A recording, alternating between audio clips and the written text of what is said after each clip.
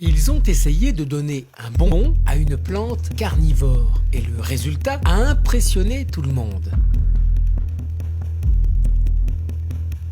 La Dionea muscipula semblait être un endroit paisible pour ce ver, mais il ne savait pas qu'il était en train de courir un grand danger pour sa vie. Maintenant, il ne sait plus comment s'en sortir. Il est tombé à l'intérieur de la Dionea muscipula et cela signifie la mort.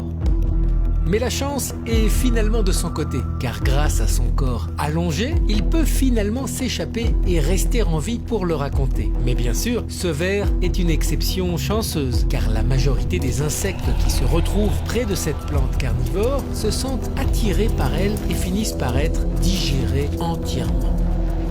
Cependant, pour la Dionea muscipula, presque n'importe quelle chose peut se transformer en une proie appétissante. Ces liquides digestifs ne font pas de différence face à tout ce qui tombe dans sa mandibule. Et ce qui est arrivé à ce bonbon en est la preuve. Car bien sûr, chaque chose qui termine à l'intérieur de cette plante, dans la majeure partie des cas, finit par être totalement digérée. Les tissus tendres des insectes disparaissent entièrement, et même ce bonbon a été consommé dans sa totalité.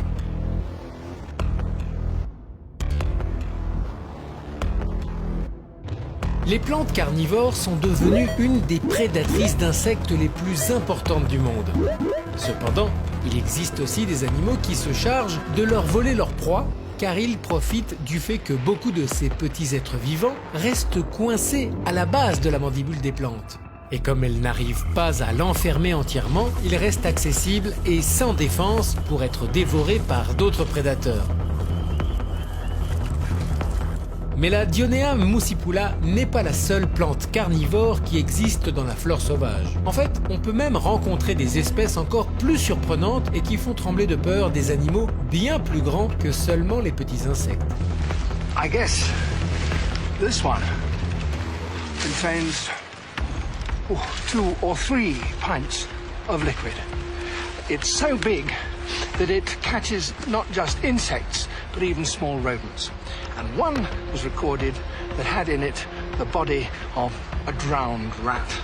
So if ever there was a carnivore among plants, this is it. L'histoire a fait de ces plantes des créations merveilleuses de la nature qui vivent sur notre planète. Et c'est que même le grand Charles Darwin avait qualifié la Dionée attrape-mouche comme une des plus belles espèces du monde.